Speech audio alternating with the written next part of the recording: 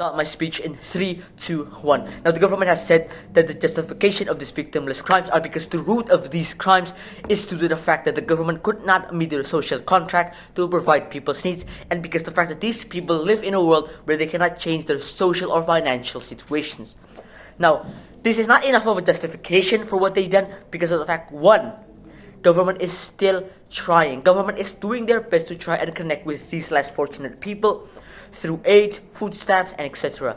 The government did not abandon these people to survive on their own, and people cannot solely depend on the government for everything. The government's social contract also reads that they must look after their people, meaning that they need to try their best to ensure people's well-being.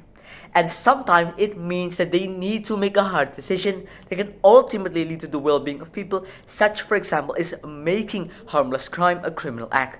This is more effective and efficient, but I will bring that in my own argument. The second one is because there are other ways to escape reality. The government has legalized two things, smoking and drinking. Why? Because they know these people need a distraction.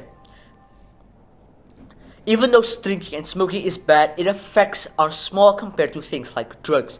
So the government has already give these offenders or these people viable options. And that if these people does not use or utilize the option given by the government, then it is not the government's fault. And not to mention that escaping reality does not mean you need to do drugs, does not mean you need to do prostitution. There are other things such as video games, social media, working out, going on a trip with friends, and etc. Now, third one is track record still exists in both worlds, whether that's in rehab or in prison. So track records will still show even if you are done rehab and even if you are healed. You are an ex-offender either way.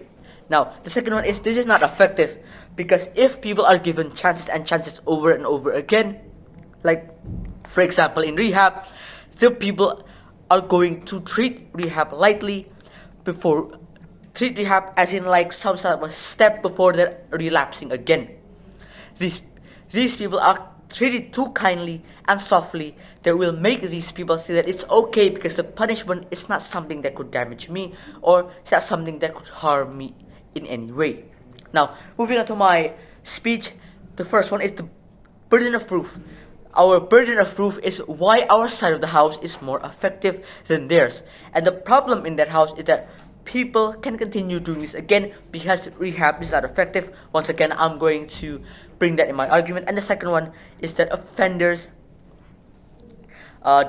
offenders feel safe instead of society feeling unsafe. And once again, I'll also bring this in my own argument. Moving on to my first argument, that is fear. Punishment are supposed to be something that frightens people into not doing it again. This is why parents will spank you if you arrive late or if you go out too late.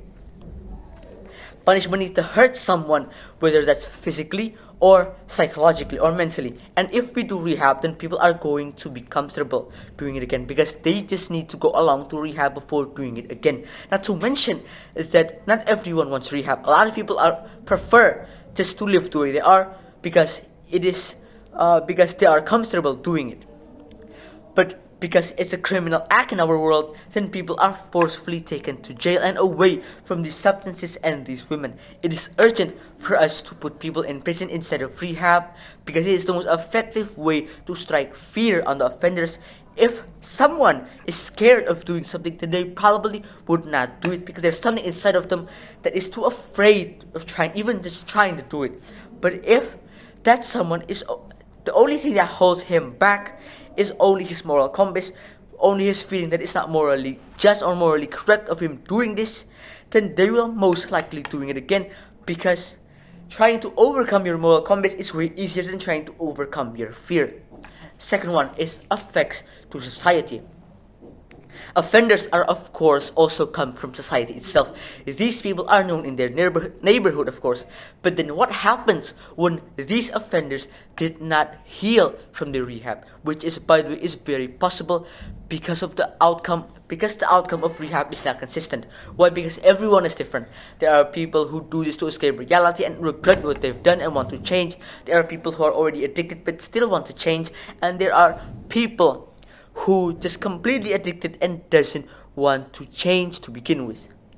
Now, this leads to a variable of outcomes from people that are healed and people that just want to relapse again after they're done with rehabs.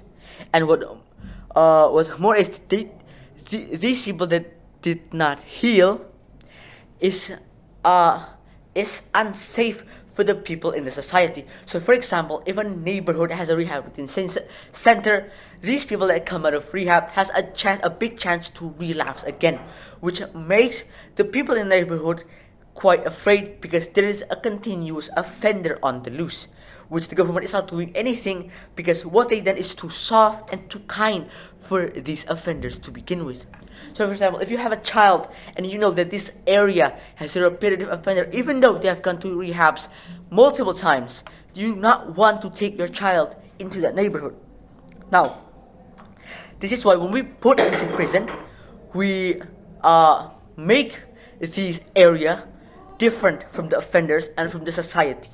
We put the offenders into a safe space for them to try, to heal while maintaining a safe distance from society that just wants to be safe. This also is in the best interest of the government and society to provide a safe ground for both individuals, offender, and citizens.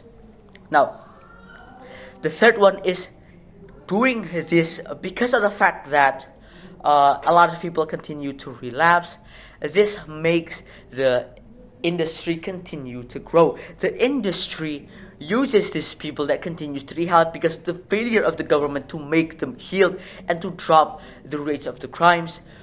These industries uses these people to try and still grow.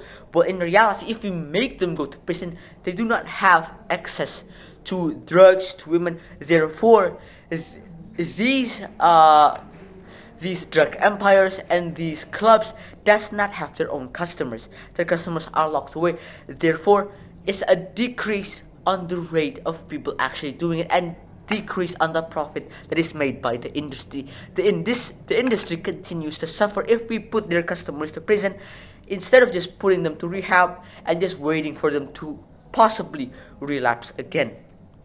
This is why rehabilitation is not effective whatsoever.